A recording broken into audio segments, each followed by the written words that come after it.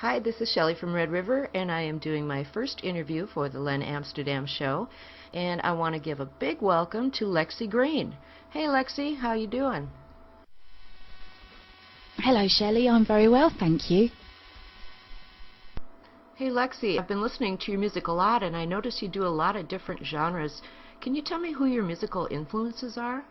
I listen to absolutely everything and anything, and it all gets stuck in my head and gets jumbled around, and when I come up with an idea, obviously a little bit of it comes out here and there.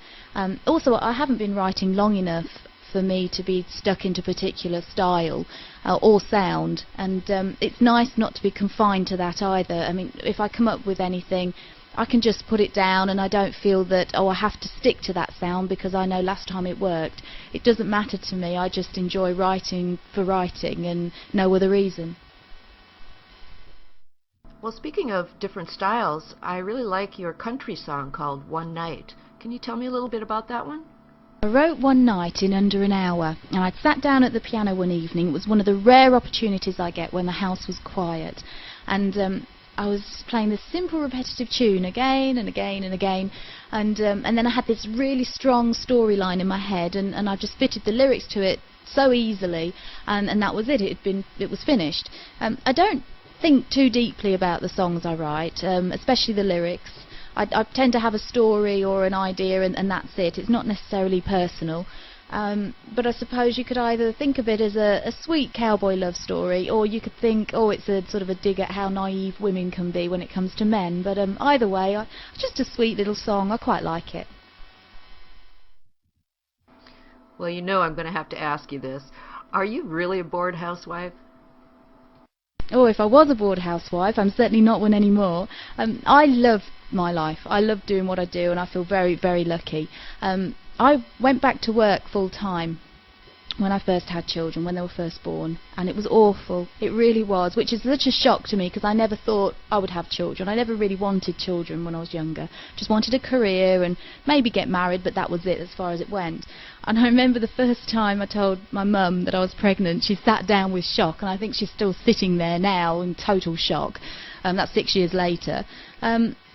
I feel really, really fortunate that I'm at home now and I can watch my children grow. I can be at home for them, and I take my hat off to any mum who works full-time or part-time, who comes home and does then what I have to do at home.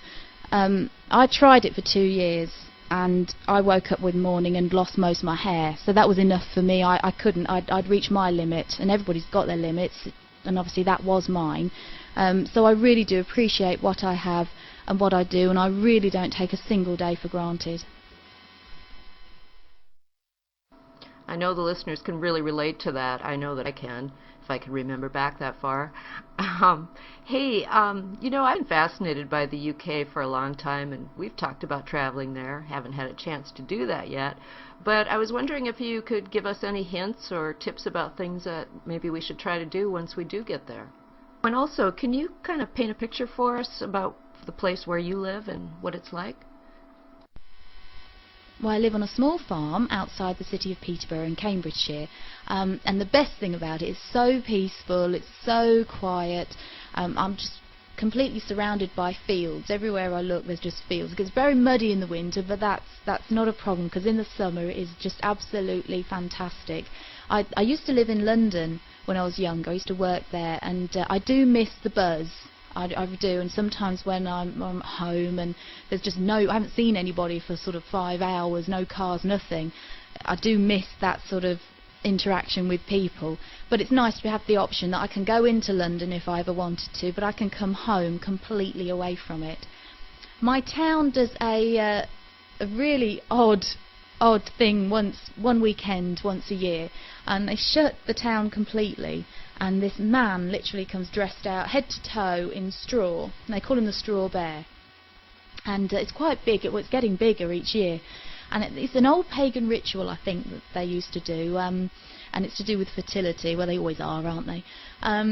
And they go from pub to pub, and there's an awful lot of pubs in my town, so that's probably why it takes a whole weekend, and he's followed by Morris dancers and singers and people dressed up in the oddest costumes, and it really is good fun. I went for the first time this year, and once my children are a lot older we'll be able to do the pubs as well, but unfortunately we had to just stand on the street and watch this year. But and that is probably the most bizarrest thing you'll ever see. I would tell you to come and look at it if you ever came to the UK, but I think you might turn up and maybe leave rather quickly and probably never come back again. So maybe you just look on the web and look at pictures first and prepare yourself. I always like to ask other songwriters how they go about writing a song. Do the words come first for you, or the melody? How exactly do you go about writing? No, I don't have a set way. Sometimes I'll have a lyric or a tune in my head. Another time I'll be passing the keyboard or piano and maybe play a few keys, and I'll find an idea in that. I also have to use samples, which I really don't like doing. I really feel like I'm cheating, but I'm so restricted with the instruments I do have. It's just purely me, my keyboard and the PC, so I have to use what's available to me to try and get some of the ideas I have across. Hopefully the more I do, I might get a few more sort of contacts that can either play the drums, can play bass guitar, you know, so I can maybe ask them if they could help me with some of my music. That would be fantastic, but until that happens, I am very restricted. So how long have you been writing? Do you know about how many songs you've written? Do you keep track? I first started writing and recording end of November 2007, and that was Rockstar. That was my first one. Since then I've got about 20 that are half started, 10 that are almost complete. There's something I don't quite like about them, maybe the vocals, or that it needs something else adding that I'm not quite sure where I'm going with. I always have 5 that I like to work on at any one time. I find sometimes I get stale when I just work on one, so if I can drop it and then go to another one, I come back to it sometimes a lot more refreshed with new ideas. I have 11 that are currently on SoundClick that are completed. I'm not going to say finished because I don't think they ever are, but they're certainly completed enough for me to download them. Hey, thanks, Lexie. Now I feel like a total slacker. Hey, I was reading that you're taking guitar lessons, and as somebody who's been trying to play the same 3 chords for about 30 years, I was wondering how those lessons are going for you. Oh, I'm so excited about these lessons. I've had 4 lessons now, and I think I've mastered 3 chords, C, D and G major. I have learnt other things as well, but obviously, you know, I'm comfortable with these 3 chords now. You're so impressed, aren't you? My guitar tutor is absolutely fantastic. He writes and records himself, so he's adapted his teaching to include songwriting, and I'm learning so much. I would pay him double, but just don't tell him that. Now, he's given me this book to work through, and according to this book there's such a thing as a 3-chord song, so I'm quite keen on testing this theory very soon, but I did record myself the other day.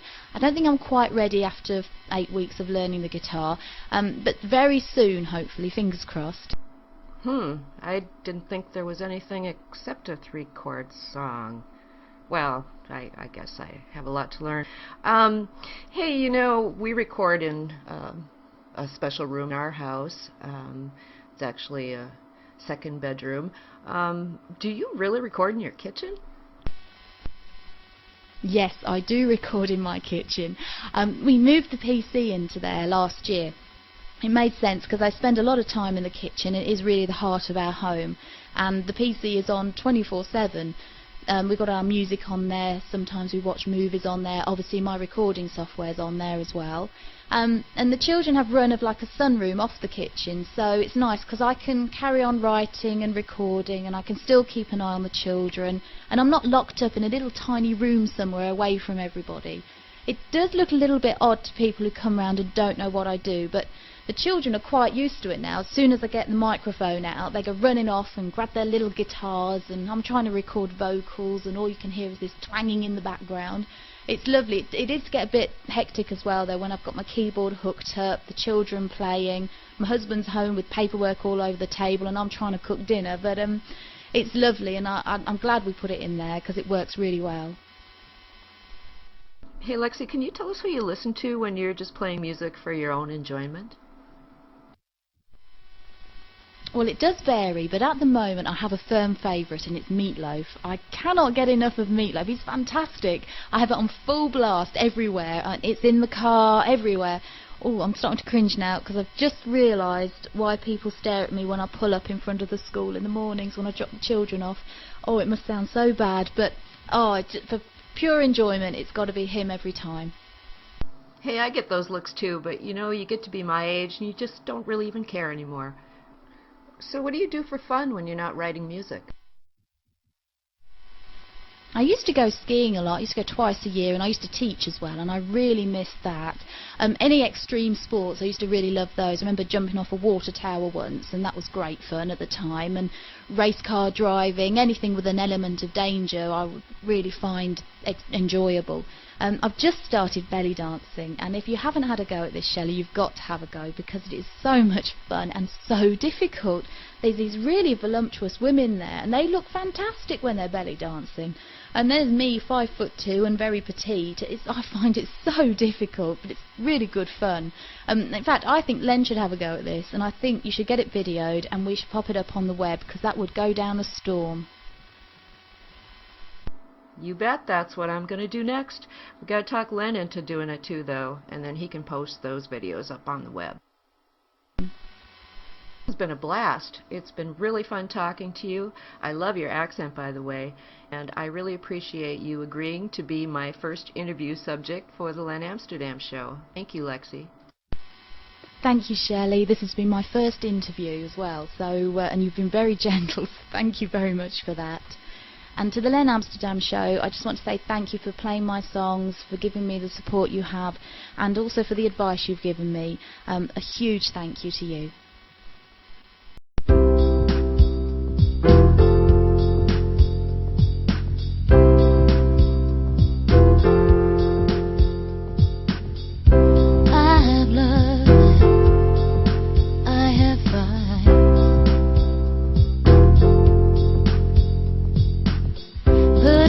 One thing that I've learned from my life,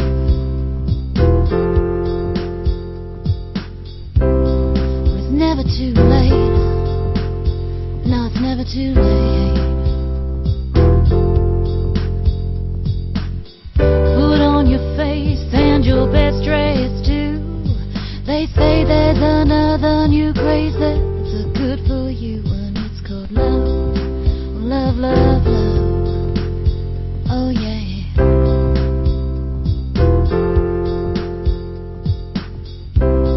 Make it all worthwhile if you do just one thing in your life.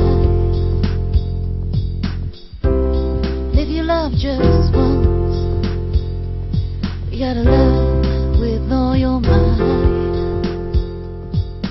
Well, it must be true, 'cause I read it in the news.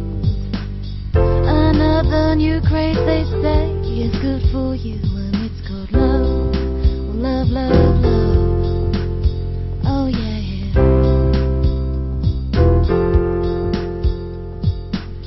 Oh, look out, baby. When it's coming through, it's gonna hit you between the eyes. Oh, you know, honey, that I love you.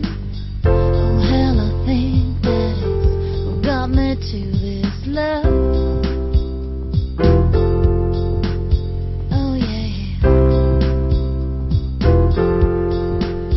Oh, it's some love, love, love, love. Oh, yeah.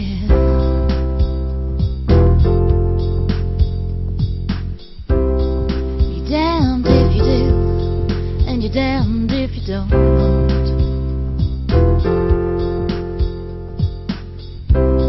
So let's just let loose and let it go.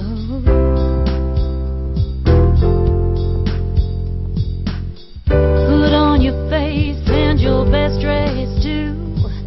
This is one craze that we can do.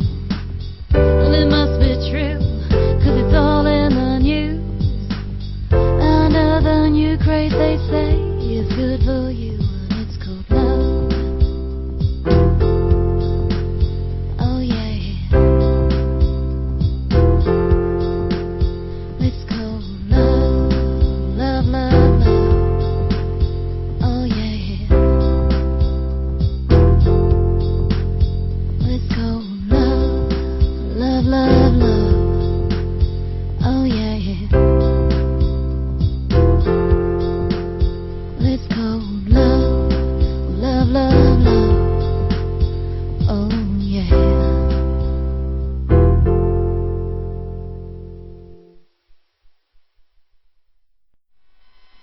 Hello, this is Lexie Green from the UK, and you're listening to The Len Amsterdam Show.